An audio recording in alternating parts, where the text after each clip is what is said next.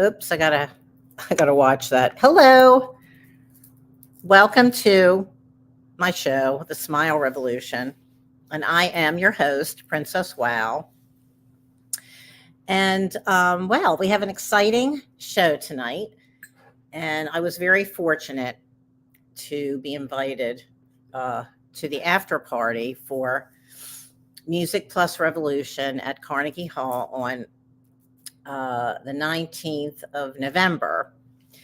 And it was so great. We were in the front row and it was so fun. And then it was an amazing, it was such an incredible concert and the room was amazing and everything.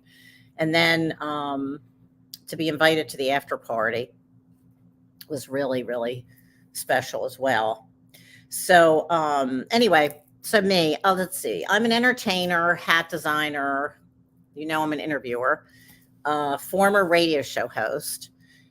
And what else do I do? Oh, I play a little ukulele and I do one-woman shows. Okay. So I have an announcement. I'm actually doing my new show. This is my second solo show in New York City at Pangea, April 11th at 7 p.m. The tickets aren't on sale yet, but I just signed the contract today. So I'll be creating my marketing materials this week. And as soon as they go on sale, I'll let everybody know. And let's see what else. Okay, so I am the founder of the Smile Revolution. We raise awareness to the healing power of a genuine smile, which started in 2005. If you haven't seen my show, my dad gave me his last smile, and we had a very difficult relationship. I don't ever know who's watching. And so I won an award. Actually, Smile Revolution won an award in 2014 in Beacon. And so I had this speech, and I just want to read a little bit. I don't want to talk too much about this, but I'm going to just a little bit here because it's really good. Okay. So Albert Einstein said, when asked, what is the most important question one can raise concerning the future of the human race? He said, is the universe friendly? I thought that was really good. And then a quote from Jean Monnet, when an idea corresponds to the needs of the times, it is no longer the property of the person who discovered it and stronger than those responsible for it.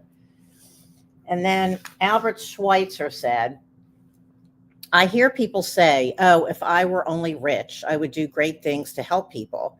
But we can be rich in love and generosity. From a feeling of embarrassment, we hesitate to approach a stranger. The fear of being repulsed is the cause of a great deal of coldness in the world. The doors of the heart need to be opened. Begin anywhere. And then when I interviewed Pete Seeger, who was a dear friend and collaborator of mine, he actually, when I did my first Smile Revolution concert in Woodstock with Roland Musa, my husband, he considered getting up and leaving, saying he was not the right person for this. I proceeded to tell him how the idea started with my dad's last smile, and then he understood, and he said, maybe you learn something by learning how to smile. And then he also said, there can be many smile revolutions. And then one more thing, there was a man in San Francisco who wanted to commit suicide and said, if one person smiles at me, I will not jump off the bridge.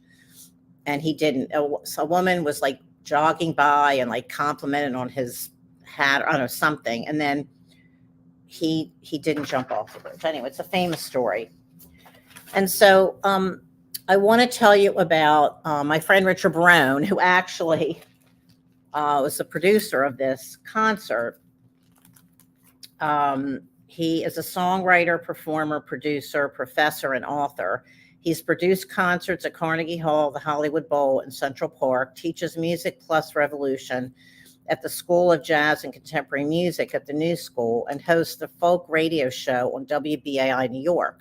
His most recent book is Music Plus Revolution, which is amazing, Greenwich Village in the 1960s, and that was what the concert was based on. Not everybody knew, because I interviewed Tom Paxton today, and he didn't even realize it was based on Richard's book. So I let Richard know, because Tom needs to read it.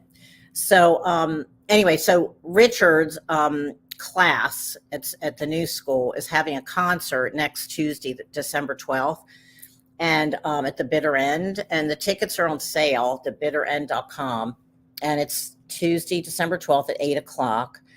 And I have like some little clips I'm going to show everybody really quick. If anybody's in New York or anywhere near the area, if they want to come, I'm going to get off for a minute. It's just a real quick, like a little over a minute clip of some of the students. Okay, I'm getting off now. Okay, hold on one second.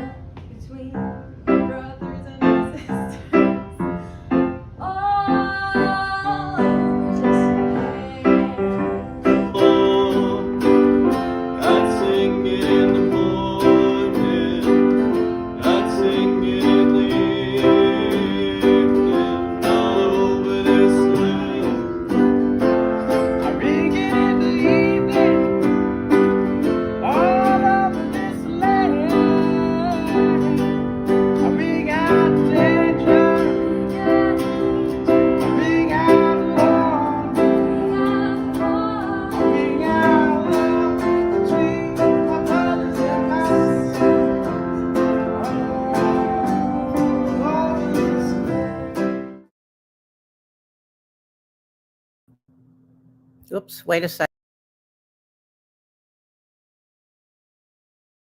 Sorry about that. Some technical issues here. Okay, so anyway, I'm going to read some of the short bios from who I interviewed. I did some short interviews at the after party, and not a lot. Some people didn't come because it was really late, because it was after the concert. So, okay, I'm just going to read you a little bit about who I interviewed, in case you don't know who everybody is. Okay, so Willie Nile is one of the most gifted singer-songwriters to emerge from the New York scene in years, proclaimed the New York Times.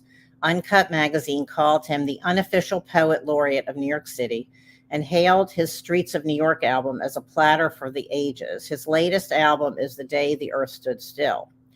Tom Paxton is one of the most lauded folk singer-songwriters and to emerge from the Greenwich Village scene of the 1960s and an instigator of the new song movement. His songs have been recorded by artists of all genres, from Pete Seeger to Dolly Parton to Mel Torme, and earned Paxton the Grammy Lifetime Achievement Award in 2009. Terry Thal was at the center of the Greenwich Village folk scene as confidant and manager to Dave Von Ronk, Bob Dylan, Maggie and Terry Roach, the Holy Modal Rounders, and others. A campaigner for social justice, Terry went on to work for non-for-profit organizations. Her new book is My Greenwich Village, Dave, Bob, and Me, which I've interviewed her and read the book. Lenny Kaye is as well known as rock historian and writer as he is as a consummate musician and founding member of the Patti Smith Group. His seminal anthology of 60s garage rock, Nuggets, recently celebrated its 50th anniversary. His latest book is lightning striking 10 transformative moments in rock and roll. Okay, and then at the last clip I have is one of my guests who I invited, Doug Milford, and he's a former entrepreneur in the art world and a great photographer. So he covered the after party and helped me out. So thank you, Doug, when you're watching either live or on replay. And then Karen Millman was my other guest. And so let's see, actually, did I show the poster for Richard's? No, the students, actually, let me show that really quick and then I'll start the, okay, this is, it's based on Richard's book and class, Music Plus Revolution, their finals. So if anybody's able to come, that would be great. Okay, so let's see. I think that's it. Actually, I'm going to show a picture. Wait a minute. Hold on a second. Okay, Doug took this photo of Karen and I. To show you, this is my friend Karen. This is us at the before the concert. Okay, and then that's it. So I am going to show you the interviews now. Okay.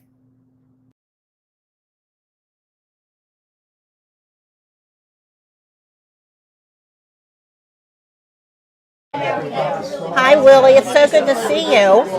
So good to see you as well. Happy to be here. So it was a great concert tonight, Music Plus Revolution. Richard Barone did an amazing job, didn't he? It was a beautiful night. It was like time travel from the beatnik days of the 50s through the 60s to the 70s to see David Johansen of the New York Dolls. Oh my God, wasn't that incredible? Singing There But for Fortune, masterpiece by Phil Oakes, with David Amram from the 50s beat scene, right, performing together. It was unbelievable. It was a great night. It really was. It was a great night. And your song, you did one of Bob Dylan's songs. I did Like a Rolling Stone. Like a Rolling Stone. And it was, well, your performances are always amazing. But you did a great job. It was so fantastic. It's a great song, and an idiot could sing it. And tonight an idiot did sing it and had a good time doing it. Willie! Okay, well, anyway, and let's see, what else? Who else was there? Vernon Reid, that was really, oh God. Vernon was great. Vernon was great. Everybody, all that, Eric Anderson, Tom Paxton.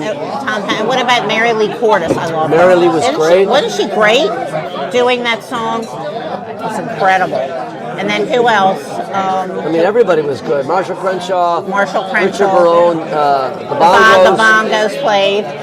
It was historical. Wasn't it historical night? I think so. It was I really feel it is. I think so too, and I was proud to be a part of it. I know. I'm so glad you were there to do a song. It was really an honor. I sat on the side on the stage. I know. I saw you because I wanted to watch it all, and I got to see Carolyn Hester. Carolyn Hester was amazing. Who got Bob Dylan and helped him get signed to Columbia Records. Yep. A sweetheart of a woman, and still singing great. It was like time travel, 50s, 60s, 70s, 80s to 2023. Yeah. I'm on board for that journey. Yep. Tell William Shatner I'm ready. Okay. Willie, tell William Shatner he should have been there. Okay, Willie, thank you so much. That was great. Thanks for having me. Cheers, everybody. Okay, thank you. Hi, Tom. Hello. It's good to meet you tonight. It's first time. Yeah. Yes. Yeah. Anyway, you're Tom Paxton, a legendary folk singer. I know. I read Richard Barone's That's book. almost an oxymoron. I know. Okay, well, anyway, you're a folk singer. Yes. From the 60s, you started out in the 60s. I started to be nice and neat. I started out in 1960. You did? In the Village? Yeah. And you knew Terry Tall. I'm just about 2 blocks from here. Do you live here now? No, I started. Oh, you started 2 blocks. The Gaslight was about 2 blocks from where we're sitting right now. I know, so that's where you started? Yeah. And you were friends with Terry Tall and Dave Van Ronk, right? Oh, yes. You were at their house a lot? Dave Van Ronk was my best man when I got married. Wow. And I was his best man when he married Terry. Oh, that's so cool. Yeah. Oh, so were you at their place a lot? You're probably hanging out. I just interviewed her recently, so I know all about her, and I read her book. So you all were so who else? So you were friends with Bob Dylan then? Yes. We were friendly. Friendly. We weren't friends the way I was friends with Dave. So you're really good friends with Dave Van Ronk. Oh, yeah. Obviously at their wedding. Best friends. Best friend, okay. But I knew Bob very well then, as much as one can know Bob. You never really know Bob. Yeah. But I liked him, and I think he liked me. You knew him before he became famous. Oh, right? yeah. You knew him back in the early when he first. I met him just a few blocks from here. There used to be a place called Gertie's that had Folk City. And I was just talking to Bob. Monday nights were Hoot Nights, and that's where we heard Bob for the first time. Okay, so that's great. And Dave and I were sitting together, and Bob sang, you sang 3 songs, and no encores. And he sang 3 Woody Guthrie songs, and very well. And so we bought him a beer and we became friends. And so you were friends with, let's see, who else? Who else were you good friends with back then? Well, lots of people, really. Len Chandler, you probably don't know that name. I but do. No, I read Richard Brunn's yeah, book. he was a good I know friend. he was in the book. And Phil Oakes. I thought so. You were friends with Phil We Oakes. were great friends. It's a shame about his mental. Yeah. I know. It's a shame. I saw the documentary about him. I think you're going to find the soundtrack is going to be amazing on this baby. What, tonight? No, right now. Well, we're okay because I got the microphones. That's on. good. Because we wouldn't be able to do it with that because it's so loud here. Right. But we're okay with the microphones. Good. Yeah, so that's why I brought them. What is this for, by the way? Well, I do an interview show Oh, online. okay. So and I know I've interviewed Willie and Terry. Yeah, I have a lot of friends who are musicians and authors Great. and doing great things. So I like to highlight people. It's not that I doubted your. Oh no, Terry's prominence. vouching for me. Yeah, Terry. I just interviewed her recently. If you're friends with Terry, you're cool with That's me. what I'm saying. Right. Exactly. Right. Thank you. I appreciate it. So, did you enjoy tonight's concert? Oh yeah, I did. Wasn't it great? It was. It was. The whole thing was fantastic. It was a really nice representation of what there was back then. Yeah. I'm sorry that Happy couldn't be with us. I know. He hasn't been well recently. I heard. Huh? He hasn't been feeling well recently. I know. I know. Okay. Ready? Okay. Here we are. Hi, Terry. Hey, It's how are good you? to see you again. Been at least two hours. Right. I was waving at you on stage. We I kept know. looking I at was each- waving. kept I was looking- waving back at you. We kept looking at each other. I saw you move to the back. Yeah, When you didn't were want to like look at the me one anymore. all the way at the front. Yeah, you moved to back. You were in the second after the After intermission. Yeah. Right, yeah. That's okay. I'll forgive you. Well, anyway, what did you think about the show tonight? I thought it was great. It was great. I thought it was a wonderful, wonderful move from the earliest that you could have really talked about folk music that any of us remembered, because you couldn't have gone back any earlier, up through really a period when it had turned to rock, and everybody in the audience knew the period, knew the time that it moved to, and the songs were still familiar, and they had come out of the folk music world, and there had been a merger of the folk music world and the rock world, and it just worked beautifully. The fish were biting. Yeah, Richard did a great job. All the musicians were amazing. Yep. And all the songs that they picked, him and Steve Adabo. Yeah. The musicians were great. And you did a good job. And you Thank spoke. you. Yeah, it was Talked great. a little too fast, I think, but I thought you should have had your books. Because Richard's books were there. I think you should have had your books there though tonight on the table. I didn't. Did you? No, you didn't. no, I think because no. he had a table with his books and his album. Really? Yeah, I the didn't- merch table. I didn't even know there was one. Okay.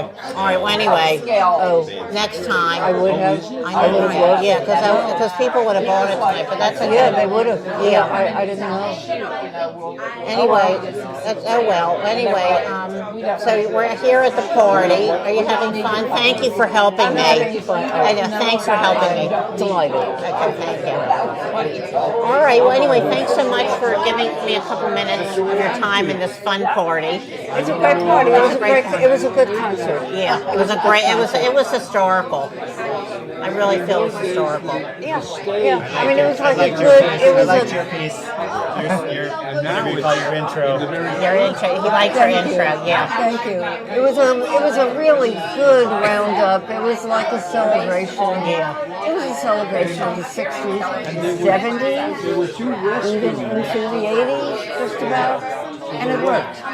It worked. You know who didn't Linked come to them the all party? together. Terry Roach was amazing. Isn't she amazing? She knows Terry wrote. You saw the interview. I managed Maggie and I Terry know. when she was 15. She was like 15, Right, yeah. 14, 15. Right. Yeah. I know, they're amazing. Yeah. Anyway, I'm so glad that we got to come to the party. Yep.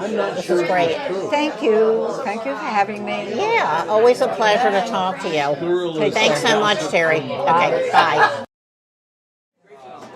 Okay, Lenny, what did you think about the show tonight? I just loved it. It was a great celebration of a wonderful creative moment in time that helped make us who we all are today.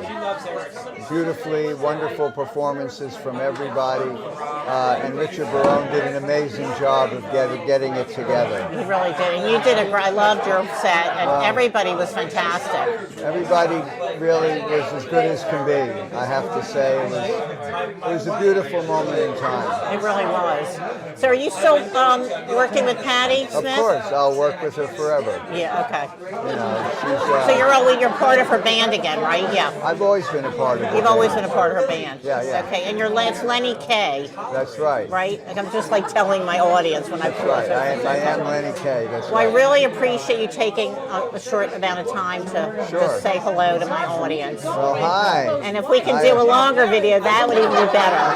Because I'm here because I'm a good It's a friend of little Richard. crazy here, but we're all celebrating. Whoop-de-doo. Yeah, it was a fantastic, I think it was a historical concert. It was so amazing. Everybody was wonderful. Yeah, they really In fact, were. I'm going to go tell Richard Barone how good it was. Okay, good. Okay, thanks. Okay, now who are you? Like, how did you get involved in this concert tonight, Music Plus Revolution? You don't have to do that. Okay, so your grandfather owned.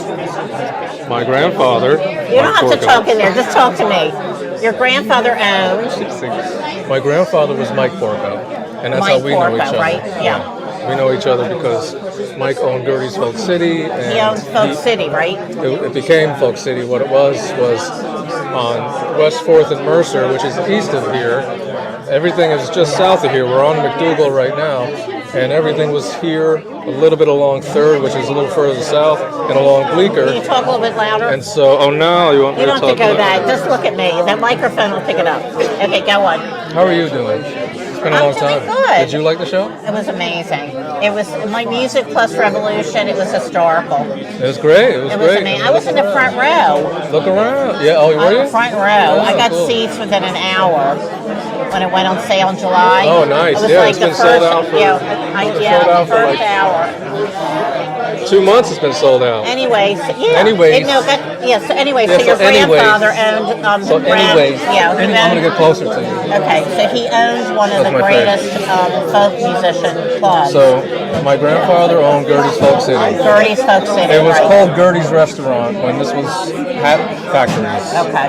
It was mostly around here. There was a spray gun factory at West 4th and Mercer, and that's the loft and restaurant that my grandfather bought with his cousin, 2 other cousins, in 1952.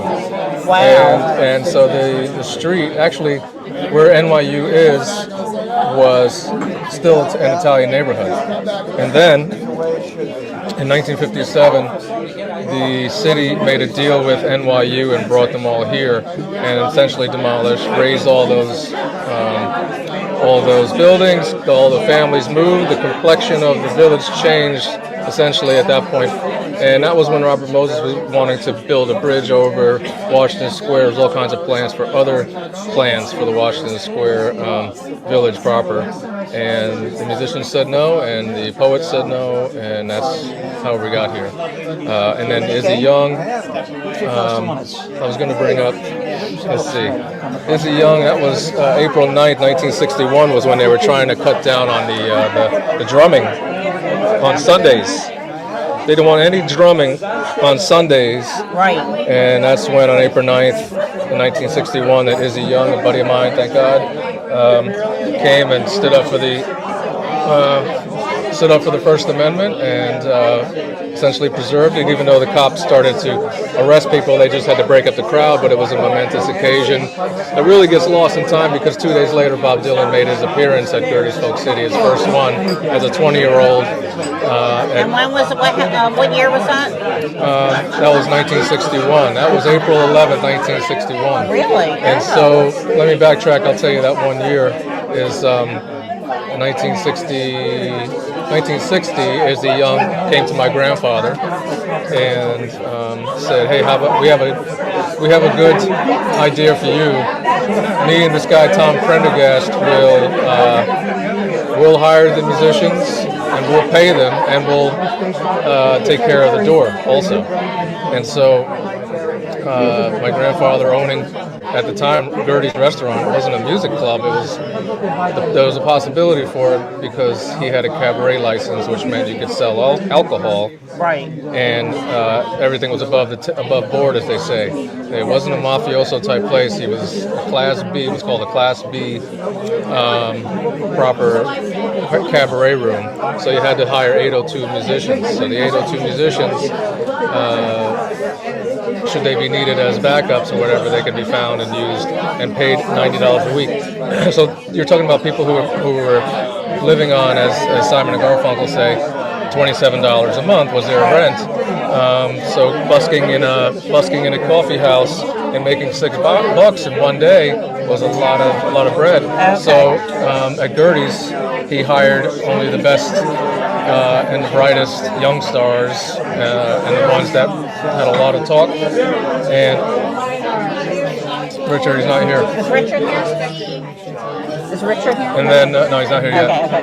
And then how is this going up? Where are you putting this Now, up? what? Okay, I think we're good. I just need to, I think we're almost done. So if you just want to finish really quick.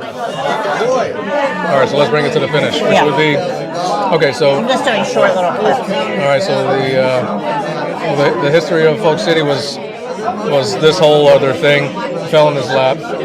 1960, they said, "Hey, but we'll get the musicians and you sell the food and beer." Fine. So then 5 months later, Izzy was out, and Mike Porco, Oscar Brand, and Dave Van Ronk, and all the people who were here at the time said, "We can help you make Folk City, Gertie's Folk City, something because you have a willingness to it." 20 years later, he was still doing it. So my grandfather is, to me, a hero, and I think he was the real Pope of Greenwich Village because it got around so much so that someone in Hibbing,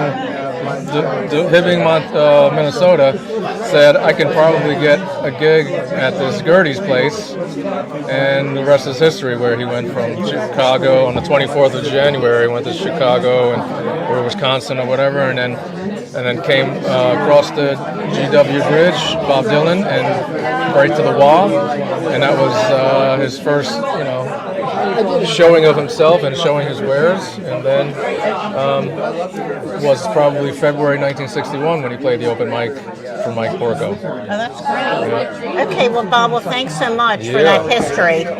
And what did you think about the concert tonight? I really enjoyed it. There's so much love in that room, and and the performers really were into it, and the audience was just soaking it up. So much happiness, and there was songs are beautiful, and to hear it in such an intimate setting. We were in the front row. It was like they were in our living room, and so it was like a lot of the songs were kind of that touching to begin with. Yeah. So in that intimate setting, they kind of even more power. But the whole theater is kind of intimate. It's really good sight lines and music and sound. So I thought all the songs were great. Like it was and I like how they did the videos on top of the screen, the photos, how they did that. Oh yeah, it was perfect. It was cool? very elegant, and it was like it wasn't like a whole bunch of stuff with slide projections so that it would distract you from the music. It was just there. It is. It was just perfect. There's a picture Of what it's they like look like in the distilled, 60s. It's all you want to see the good picture of them. Then and the good, and then them now. And Right, yeah. And they're all good pictures, really good selections too.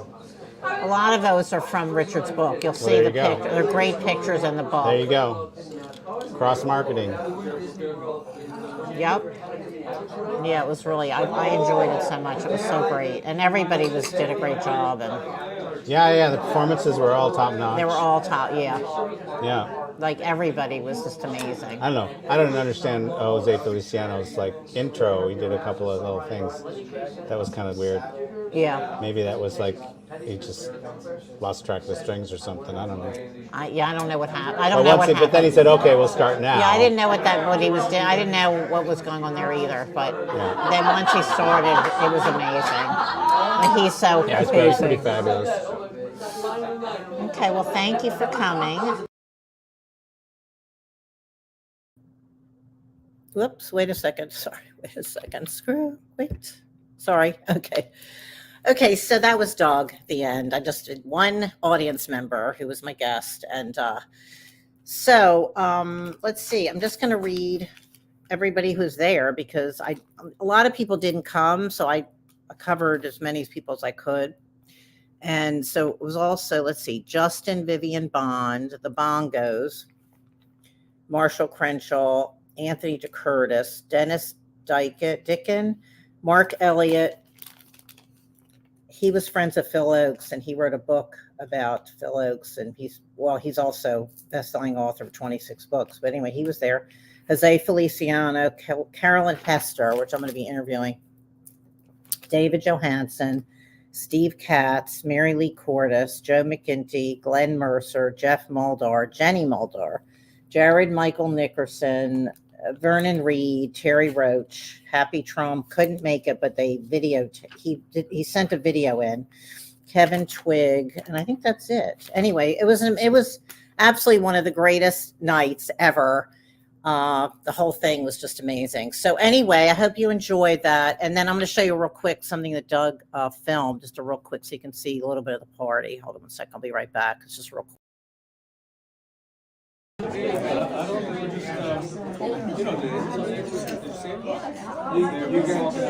got Jewish bunch of strangers.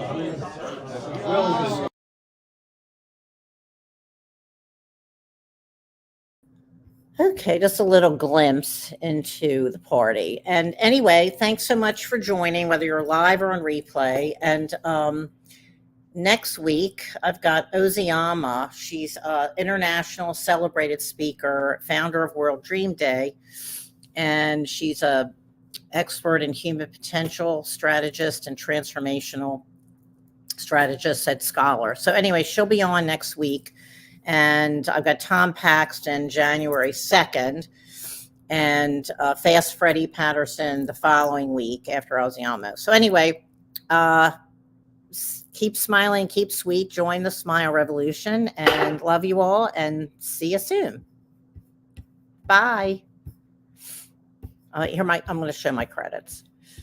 Here we go. It's called the Smile Revolution that comes, goes round and back to you. So smile, smile, smile, a simple smile will do. Smile, smile, smile, it comes back to you.